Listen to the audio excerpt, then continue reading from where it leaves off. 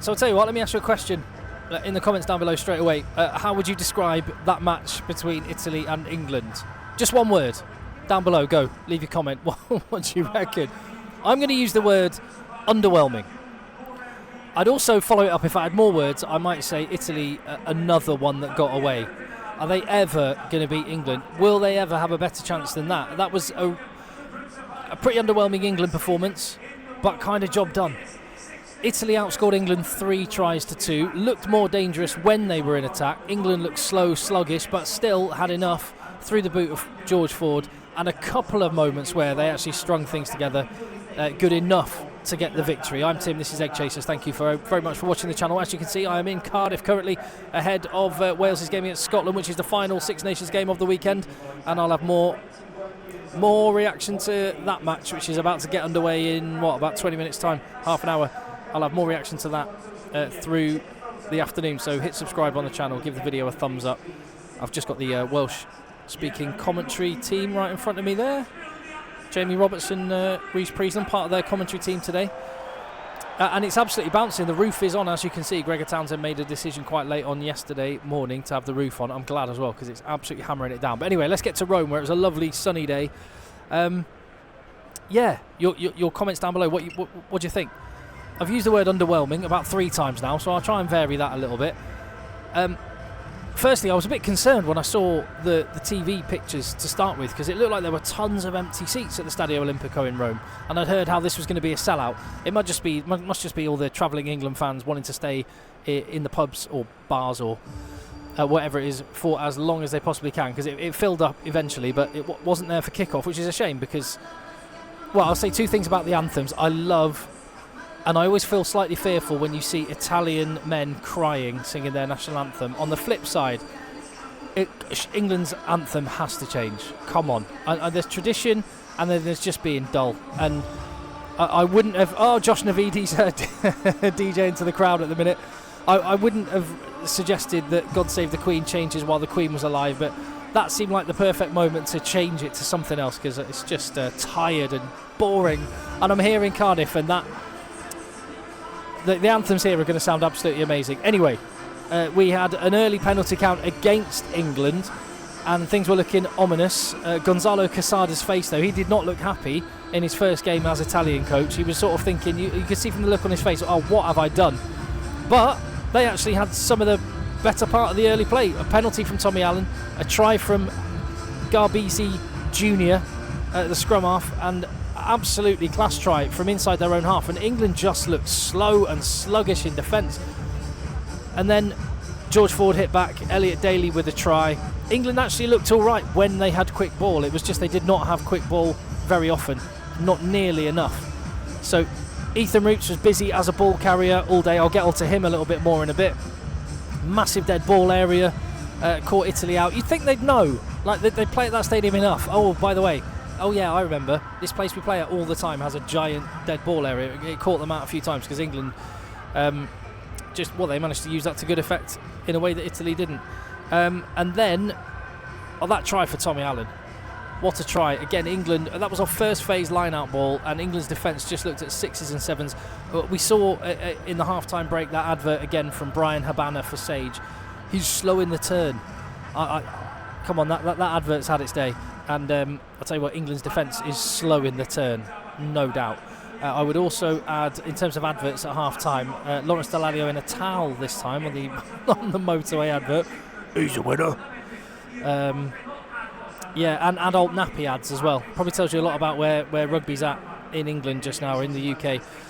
So yeah, Menoncello and Brex combining brilliantly. Fantastic combination. Italy missed that during the World Cup, and it was that combination that set the move in motion, with the little ball out the back, with those two running deception lines and lifting the ball out, and Italy just carved England up with that try. Absolutely awesome score, and that left it with a couple of penalties from George Ford, 17-14 at the break. And you just had this feeling, what Italy tend to do is at 60 minutes they tire out, because they do not have the depth in their squad. They do not have 23 men of top international standard, with guys like Stephen Varney coming off. He's a good club player, he's not a great international player, and as a result you always felt like Italy were going to maybe fall off. As it is, they fell off straight after half time, and I was hoping this was going to be a sign that England were just going to put the foot down and kick into gear. Actually, that didn't happen either. England looked good in spells, but actually then just kind of, I don't know, weren't clinical. There was a bit of white line fever going on in the first half with Ollie Chessum and Will Stewart just kind of going for it, where better teams, you feel, would have nailed it on those occasions. I think that just tells you where England are at. They're not far off, but it seems like a chasm from watching Ireland last night, and that was one of the biggest takeaways. I was thinking about Ireland and thinking about England watching this game, and I thought Ireland went out in the quarterfinals, but only as a result of a one-off incredible performance by New Zealand, whereas England got to a World Cup semi-final and almost got to a final, finished third, and that was as a result of a one-off massive performance from them against South Africa. And I think that tells a big story, that England technically were third and Ireland went out in the quarterfinals, but there's a giant gap between the teams, and it just shows you one-off performances can really skew how you might view things, and England are a long way off Ireland. I am not looking forward to that game at Twickenham. I hope we can string something together before then. Let me know what you think. Get stuck in the comments. So try for Mitchell in the second half. England only scored 2 tries, 27 points, relied on George Ford's boot a lot. The changes came in, Danny Kerr came on. Second half was poor quality overall. I'll admit I missed a little bit of it because I was being sent up and down and around and about to find my seat in the Principality Stadium, but caught the last little end. And Italy just not clinical, and England not clinical generally, but did enough. Henry Slade, I like his left boot. It's a bit like James Lowe for Ireland. It's a really useful weapon to have. And I'll tell you what, Henry Slade maybe does better than anyone in international rugby. Steal about 10 metres when he's kicking to touch from a penalty.